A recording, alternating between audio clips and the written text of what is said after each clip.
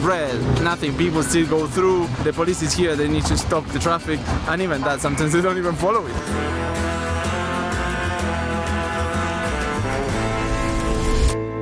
It's been a few days that we're here in Mexico, so we want to share very quick, just first impressions. What do you think so far? Very colorful, extremely delicious, and super friendly people. Probably the most friendly people I ever met. But did you imagine like Mexico was something like this when you came? Because we didn't stay just in Mexico City. We started to discover different places like Querétaro, like San Miguel de Allende.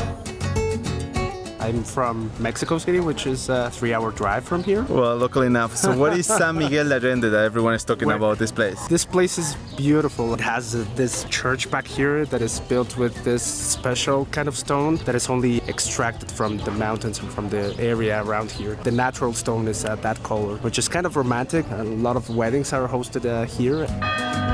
So you can rent the whole thing? Yep, probably not budget friendly, but it's possible, yes. They put 2 pictures outside of who is getting married, and if you have any objection, you have certain weeks or months to complain. Why? Because you can only get married once in the Catholic Church. So they put the pictures and all the details so you can complain or you can raise your voice and say, you don't deserve to be married. What I really love, the colors, food is really interesting, not boring. It's always like full of flavor. And very colorful everything. Literally I was just scrolling on my iPhone and checking pictures and everything was like green, red, yellow, full of colors, everything. I really enjoy eating here. It's one of the things that they have a lot of respect for food. It is unbelievable. Unbelievable. Probably didn't expect so much was the colonial part. Hispanic type of buildings, houses, so colorful. For some reason in my mind this was more about Puerto Rico and that area of the Americas, but not in Mexico. So it was super cool to see San Miguel de Allende or Querétaro. Absolutely stunning. And you definitely need time to visit, but if you can spend more time, definitely go there. There's a lot of tourists these days. Oh, so yeah. This is probably not a village anymore. No, and it's actually the home of many expats from the US, Canada. Yeah, I hear English here. Yeah, more so than in Peña de Bernal, which was the other place that we went to yesterday. More like a raw village, that one. Yeah, exactly. It's more of a raw, what it used to be like Mexico, small colonial towns. Traffic in Mexico City, can you hear? Crazy. And traffic lights mean nothing, right? Like yellow, green, red, nothing. People still go through. The police is here, they need to stop the traffic. And even that, sometimes they don't even follow it. We're still going to explore more. On one hand, it's like super exciting, super funny, cultural. On another hand, you always need to watch your back.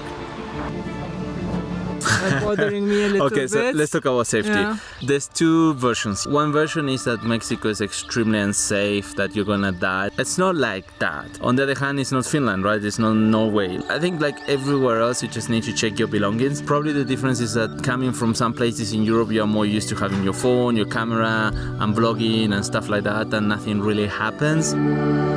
Whereas probably here you need to pay double the attention because you're being checked. That's a reality. I was born and raised in Buenos Aires in Argentina, and it was the same thing. So it's not just Mexico. It's a lot of places here in Latin America that you need to pay attention and check your belongings. It's just like that. But for Christina, I think it's a little bit different because she's European and she never thinks really about safety. For her, it's just a natural thing. Yeah, I don't. For me, it's hard to think that someone can follow you and someone can check you, which we already had this experience. And then you start to be scared and think too much. So that's the part that I would like to avoid, but I think that comes with the package. Even in Europe, you just need to pay attention in some places. It's not everything the same in the 49 countries. Of course, we learn already some lessons for the future. Now, the next lesson we're going to learn is wine tasting. It's going to be exciting because I never tried Mexican wine. So let's go. We try Cabernet Sauvignon, we try Sauvignon Blanc, 1 red, 1 white. Still, I'm very surprised that Mexico has wine, so this is a good discovery. But I was in Bosnia last month, and again, I discovered amazing wine in Bosnia. I think my lesson is never judge a book by its cover. There's a lot of good things everywhere in the world. And even if you think it's yours, it's not yours probably. Or in another country, they might be doing something similar. And when I say that, I mean it. You never know what to expect when you travel.